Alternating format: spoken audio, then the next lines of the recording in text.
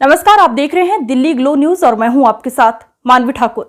शुरुआत करते हैं आज की खास खबरों से। कानपुर की एक कंपनी का फर्जीवाड़ा सामने आया है, जहां पर सैकड़ों से अधिक कंपनी के कर्मचारी थाने का घेराव करके विरोध कर रहे हैं। सभी कर्मचारियों का आरोप है कि 1 महीने से अधिक समय बीत जाने के बाद भी उनकी सैलरी नहीं दी गई है। दरअसल TDS कंसल्टेंसी एक संस्था है जिसकी कानपुर में 2 ब्रांच दादानगर और पीरोड में है, जिसकी मेन ब्रांच थाना सीसामऊ के अंतर्गत डेटा एक्सपर्ट की शाखा में बना हुआ है।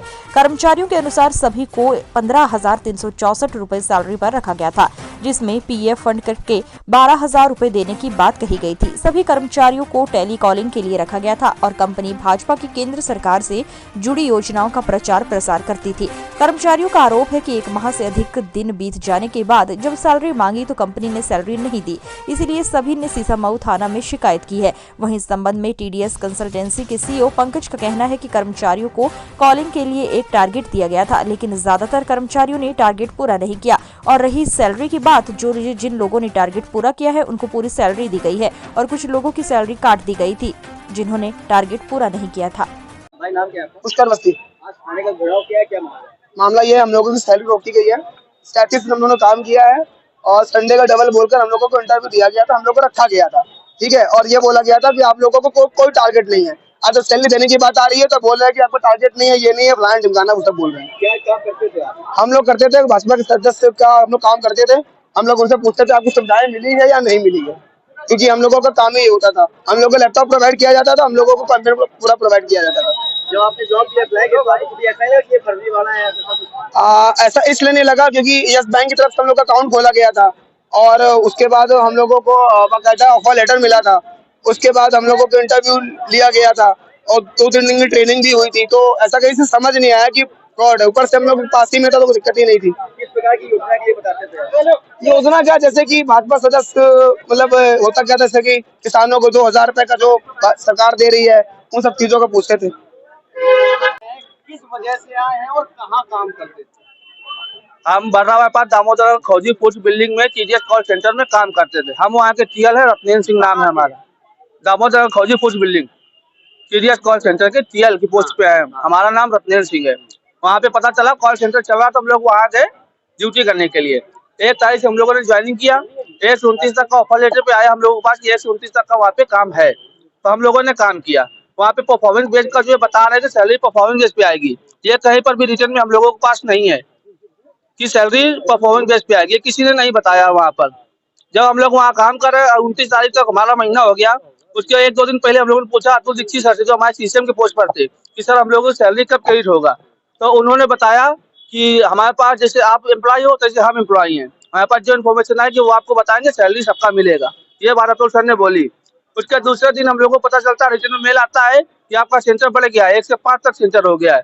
तो सेंटर हमारा 1 से 5 तक के लिए बताया गया। वहाँ पर 1 से 5 तक हम लोगों ने काम किया। 4 तारीख को फिर पूछा गया कि सर सैलरी कब आएगी, तो 4 तारीख को शाम को पता चल रहा है कि सेंटर 2 दिन और बढ़ गया है। तो जो भी एजेंट वहाँ पर काम करे सब बोले सर रिटर्न में चाहिए, जैसे 1 से 5 का मेल आया, ऐसे 5 से 7 का मेल चाहिए मुझे कि 2 दिन का हमारा सेंटर बढ़ गया है। वहाँ से सीसामऊ थाने में क्यों आप आए?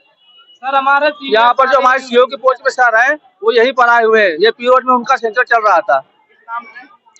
ये पीओड में TDS का call centre data expert building में चल रहा था। हाँ हाँ जी। कितने बच्चों को सैलरी नहीं मिली है? सर समथिंग बहुत लोग है सर वहाँ पे। 250 लोग है। ज्यादा से 250-300 लोग होंगे सर। हाँ। ये क्या है पूरा मामला जो सब लोग उठा रहे हैं कि बहुत समय से इनकी सैलरी नहीं मिली है, क्या है? आपको गलत जानकारी है। बहुत समय से सैलरी नहीं मिली है। 1 महीने का ये प्रोजेक्ट था। 1 फरवरी से ये प्रोजेक्ट चालू हुआ था। 1 महीने का कॉल सेंटर हमने स्थापित किया था। हमने स्थापित जो कॉल सेंटर किया है वो मोहाली में किया, लखनऊ में किया और कानपुर में किया। मोहाली में कोई इशू नहीं है, कानपुर में लखनऊ में कोई इशू नहीं है। यहाँ पे इशू है, यहाँ पे हमने प्राइवेटली इंफ्रास्ट्रक्चर लेकर करके हमने बच्चे लोगों को एज अ टेलीकॉलर वहाँ पे ज्वाइन करवाया था। हमने इंफ्रास्ट्रक्चर वाले का सबका पेमेंट प्रॉपर दे दिया। इनको बजाते सारे जितने भी टेलीकॉलर है उनको हम लोगों ने एक ऑफर लेटर दिया कि आप इतना काम करो, आपकी सैलरी होगी 12,000। सैलरी इनको दी गई है। जो सैलरी का टाइम था, सैलरी का डेट था 7 तारीख को देना, 7 मार्च को। 7 मार्च को हमने कर दिया। अब हम लोग आपस में कन्फ्रंटेशन ये है कि कॉल सेंटर वर्ल्ड में कम से कम पर डे 150 कॉल करना होता है। लेकिन हम लोगों ने रिलैक्सेशन करके दिया था कि 70 कॉल कम से कम कर लीजिएगा, उतना काफी है। लेकिन बहुत लोगों ने 70 कॉल भी नहीं किया, बहुत लोग 0 कॉल किए, बहुत लोग 10 कॉल किए, जो बहुत लोगों ने 100 कॉल भी किया। तो हमने क्या किया, जिनका पूरा था उनका हमने पूरा सैलरी दिया है, जिनका नॉन परफॉर्मेंस था उनकी सैलरी कम गई है। इसी के लिए उनका कहना है कि नहीं, हमने काम नहीं किया है, हमने केवल अटेंडेंस लगाया, तो भी हमें पैसा उस दिन का चाहिए। यही इनका कंटेंशन। किस तरह की कॉलिंग आप लोग करवाते थे, किस योजनाओं से संबंधित करवाते थे?